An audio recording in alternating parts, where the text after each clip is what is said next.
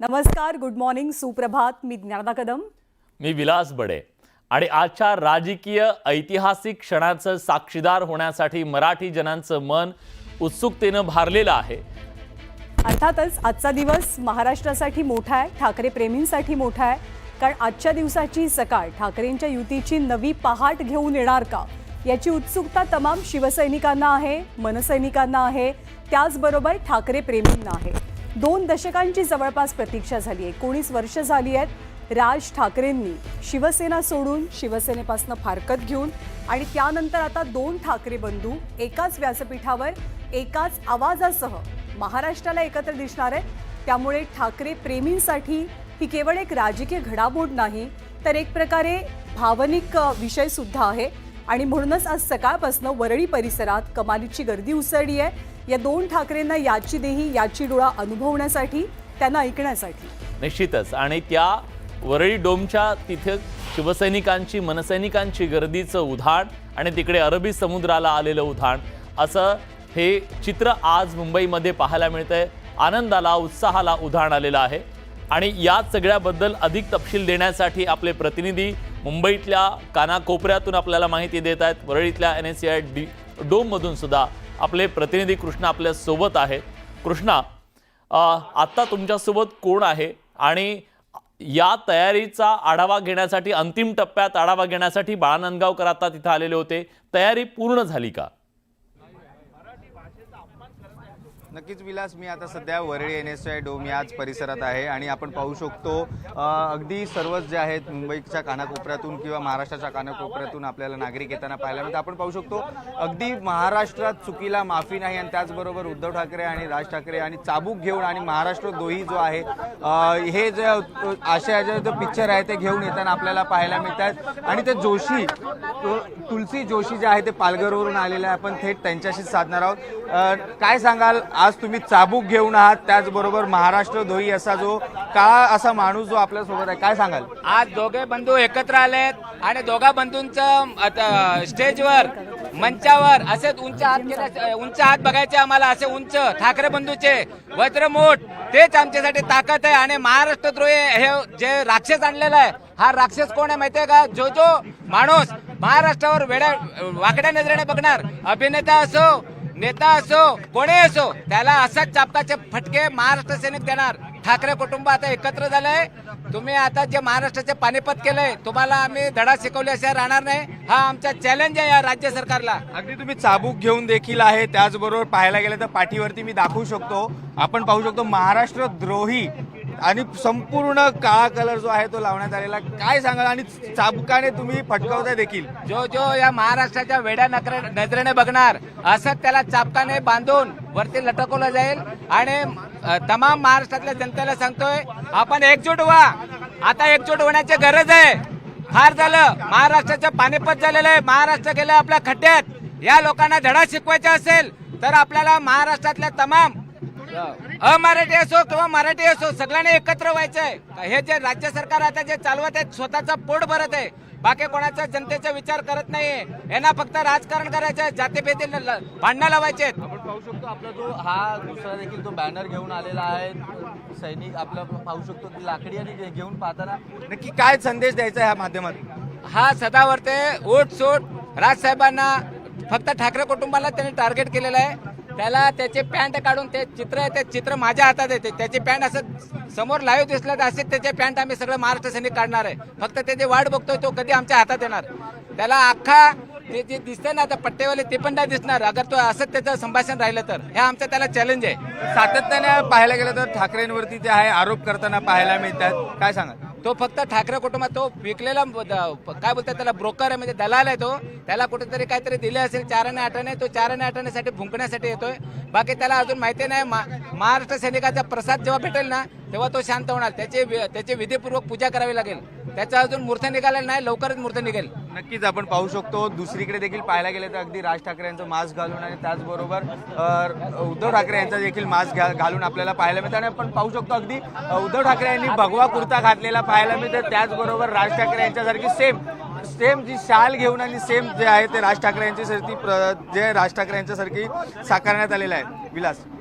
खरंय आणि कल्पकता दिसून येते सगळ्यामध्ये, बॅनरच्या माध्यमातून असेल, मुखवट्याच्या माध्यमातून असेल, आणि एक प्रकारचा उत्साह जो आहे तो या सगळ्या कार्यकर्त्यांमध्ये दिसतोय. जे नैराश्य गेल्या काही दिवसांमध्ये आलेलं होतं, मनसैनिक असतील किंवा ठाकरेंचे शिवसैनिक असतील, त्यांच्यामध्ये हा उत्साह आजच्या या मेळाव्याच्या माध्यमातून दिसतोय. उत्साह सुद्धा आहे, बरेच दिवसांचं साचलेपण सुद्धा आहे, खूप जणांना व्यक्त व्हायचं आहे, दोनही बाजूंकडचे कार्यकर्ते आहेत आणि त्याचंच एक प्रातिनिधिक उदाहरण कदाचित आत्ता आपण पाहिलं. आणि सगळ्यांची एकच भावना आहे की मराठीसाठी आणि महाराष्ट्रासाठी ठाकरेंनी एकत्र यावं.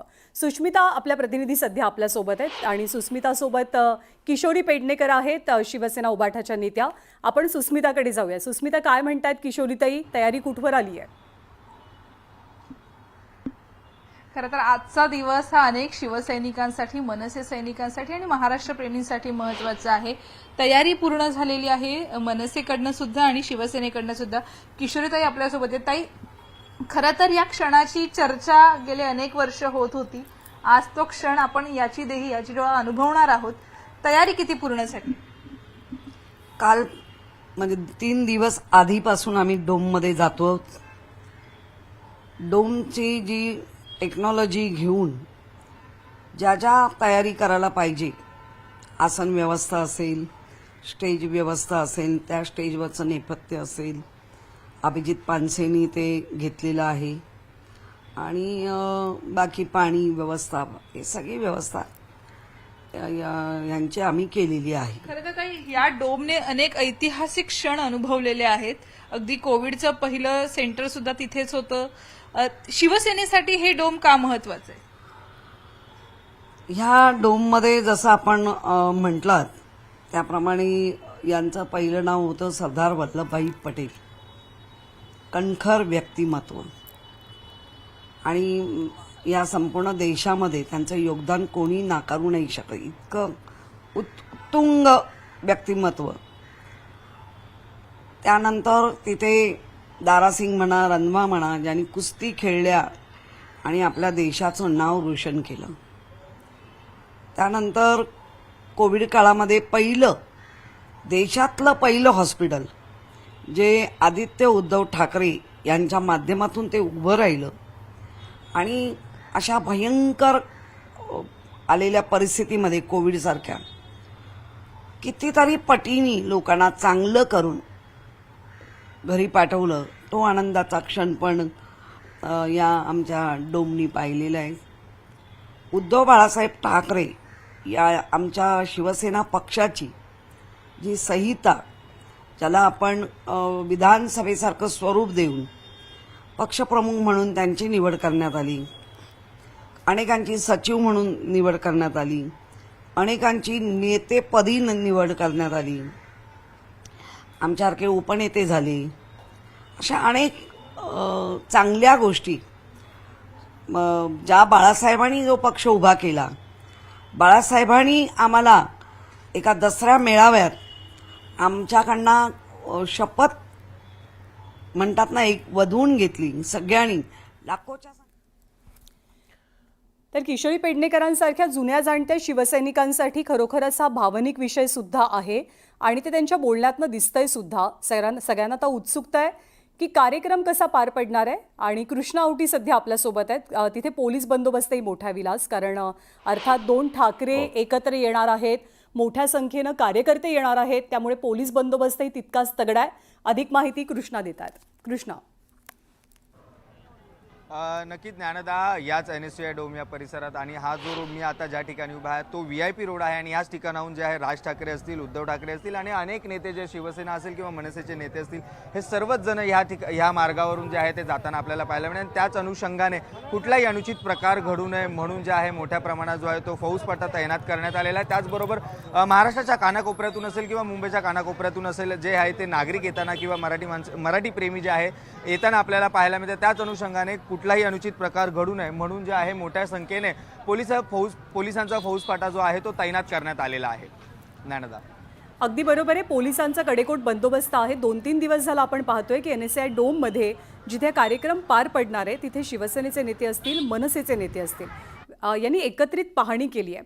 विलास, ही सुद्धा एक इंडिकेटिव्ह गोष्ट म्हणावी लागेल, कारण आत्तापर्यंत हे सगळे कार्यकर्ते असोत, नेते असोत, एकमेकांवरती टीका करताना आपल्याला सातत्यानं दिसत होते. हो. पण हातात हात घालून एकाच विषयासाठी, एकाच ठिकाणी, एकाच मुद्द्यावरती एकत्र येऊन त्या ठिकाणाची पाहणी करणं.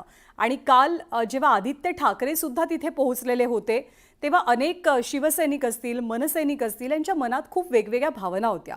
कारण ठाकरेंची ही पुढची पिढी आहे आणि अर्थातच आत्ताची जी घडामोड घडतीये 2 ठाकरेंच्या एकत्र येण्याची, ती आगामी पिढीच्या दृष्टिकोनातनं सुद्धा विशेष महत्त्वाची असणार आहे.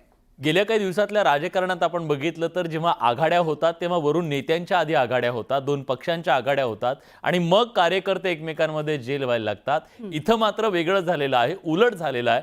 आधी कार्यकर्त्यांचा दबाव आला, कार्यकर्ते आधी एकमेकांच्या सोबत आले, नंतर वरच्या फळीतले नेते आणि वरच्या फळीतल्या नेत्यांपासून आता प्रमुख नेते आता एकत्र येतात का याची उत्सुकता आहे. आणि मग असेच कार्यकर्ते जेव्हा वाजत गाजत ज्या आजपर्यंत दादरमधल्या शिवाजी पार्कवरच्या बाळासाहेबांच्या दसरा मेळाव्यासाठी यायचे, ज्या आनंदात उत्साहात राज ठाकरेंच्या आज सभेसाठी मुंबईमध्ये ठाकरे बंधू एकत्र येत आहे आणि या ठाकरे बंधूंच्या मेळाव्यासाठी नाशिकमधून मनसैनिक आणि ठाकरेंचे शिवसैनिक मुंबईकडे रवाना होत आहे. मी आता नाशिकच्या समृद्धी महामार्गाच्या बोगद्यामध्ये आहे आणि या बोगद्यातली ही दृश्य बघतोय. शेकडो वाहनांचा ताफा घेऊन हे ठाकरेंचे शिवसैनिक, हे ठाकरेंचे शिलेदार आता मुंबईच्या दिशेनं कूच करताय, मुंबईमध्ये होणाऱ्या मेळाव्यासाठी कूच करताय. आपल्यासोबत नाशिकमधील ठाकरेंच्या शिवसेनेचे जिल्हा प्रमुख DG सूर्यवंशी आहे. आपण त्यांच्याशी बोलूया. किती शिवसैनिक आज मुंबईकडे जात आहेत, काय वातावरण आहे? जय महाराष्ट्र, मराठीचा एकजुटीचा विजय असो. साधारणतः 400 गाड्या आमच्या या मुंबईकडे रवाना होत आहेत. नाशिक शहर आणि ग्रामीणच्या तर वेगळ्याच, नाशिक जिल्ह्यातून साधारणतः 800-900चा आकडा आहे.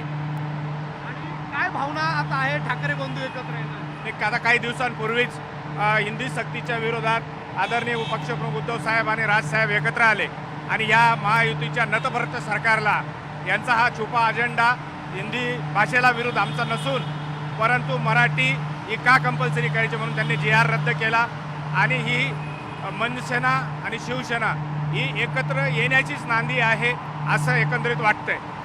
हे 2 पक्ष एकत्र आले तर काय राजकीय फायदा पुढच्या काळामध्ये होईल असं आपल्याला वाटतं? 100% येणाऱ्या सर्व स्थानिक स्वराज्य संस्था असतील, या 100% शिवसेना आणि मनसेना यांचा विजय होईल किंवा यांची सत्ता महाराष्ट्रात येईल आणि पुढच्या काळामध्ये विधानसभा असेल, लोकसभा असेल आणि 100% 12-15 वर्षात जो सत्यानाश या महाराष्ट्राचा करून ठेवला, 9-10 लाख कोटी रुपये कर्ज करून ठेवलं, कुठलाही शब्द ते लोक पाळत नाही आणि म्हणून हा पर्याय, हा वेगळा पर्याय जनतेसाठी खुला राहील. नाशिकमधली ठाकरेंची शिवसेना मोठ्या प्रमाणात फोडली गेली, अनेक नगरसेवक पळवले गेले, अनेक पदाधिकाऱ्यांवरती गुन्हे दाखल करून ते भाजपत जात आहे. अशा परिस्थितीमध्ये आज आपण शक्ती प्रदर्शन करताय, काय संदेश द्यायचा आहे? 3 वर्षापूर्वी जी मोठी गद्दारी झाली, खोके देऊन, पैसे देऊन खासदार, आमदार, नगरसेवक पळवतायत, परंतु गेले ते सर्व लाभार्थी आहे आणि जनता म्हणजे शिवसैनिक हा आमचा जागेवर आहे. आणि आता हा जो आजचा विजय मेळावा आहे याच्यातून एक नवचैतन्य महाराष्ट्रात निर्माण होईल, नाशिकमध्ये निर्माण होईल आणि ज्या पद्धतीने नाशिकची परिस्थिती करून ठेवलेली आहे, परंतु शिवसैनिक आणि जनता ही जागेवर आहे.